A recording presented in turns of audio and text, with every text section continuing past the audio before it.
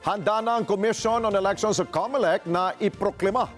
Bukas ang mga nagwaging senador sa katatapos lamang pong halalan, habang sa Lunes, target na iproklama ang mga nanalong party list group. Yan po ay kailangan pang aralin daw ng COMELEC kung 63 o 64 seats ang ilalaan para sa mga party list group. Samantala, paalala naman ng komisyon sa mga party list group na sa susunod na halalan, pakinggan nyo ito, hindi na nila papayagan ang paggamit ng mga titulo ng mga telenovela o di kaya ng mga ayuda ng gobyerno bilang pangalan ng kanilang grupo. Kunin natin ang live report ni Madeline Villar Moratillo. Mads, bakit nga ba yung mga titulo ang hitik na kunin ng party list group?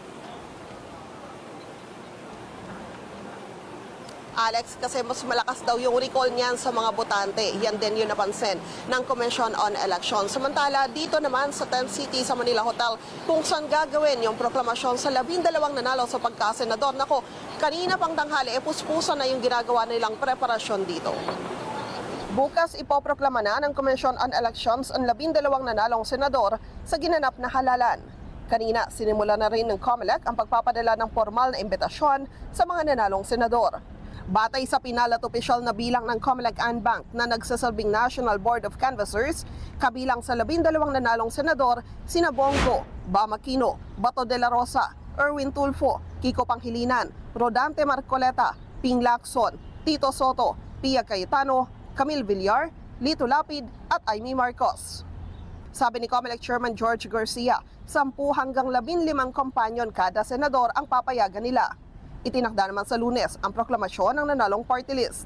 Wala pong partial proclamation, full proclamation po tayo. Sa party list kasi ipag-aaralan pa ng COMELEC kung ilan nga ba talaga ang ilalaang seat, kung 63 o 64. Sa sesyon ng NBOC kagabi, isang kinatawan ng party list ang komisyon sa party list seats. Sa bilang kasi nila, dapat 64 na seat umano at hindi 63. Pag-usapan paano i-allocate yung lahat ng 63 seats o 64 seats as the case may be.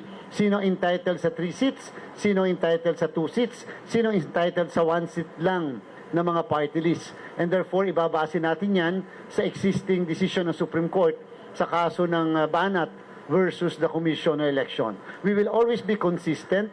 We will always be following the decision of the Supreme Court. Pero sa pinalat opisyal na bilang ng NBOC, kabilang sa top 15 party list na nanguna sa katatapos na halalan ay Akbayan, Duterte Youth, Tingog, 4Ps, AXIS, Ako Bicol, Uswag Ilonggo, Solid North, Trabaho, Sibak, Malasakit at Bayanihan, Senior Citizens, PPP, ML at FPJ Panday Bayanihan.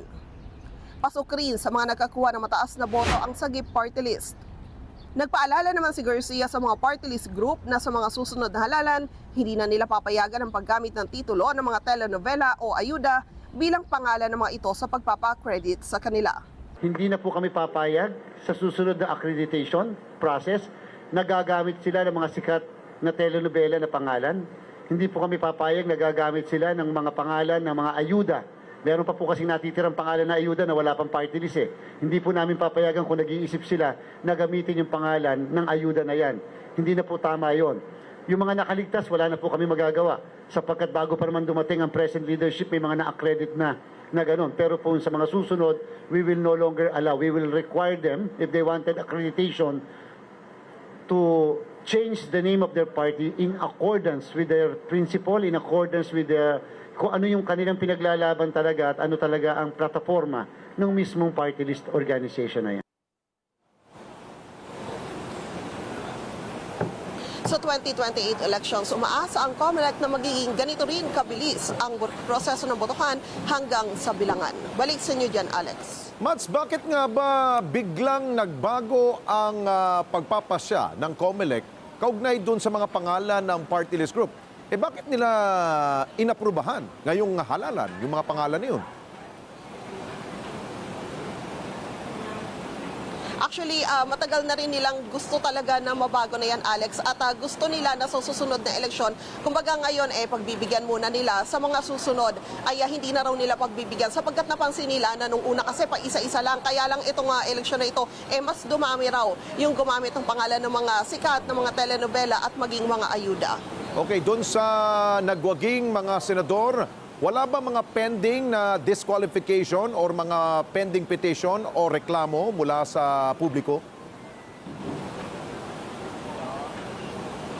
So far, Alex, wala naman. Doon sa 12 yung nagka-issue lang naman ay si Senator-elect Camille Villar na naglabas na rin naman ng desisyon yung COMELEC na hindi na nila ipopursue yung naging issue sa kanya ng vote buying dahil napatunayan na wala namang katotohanan yung reklamo laban sa kanya.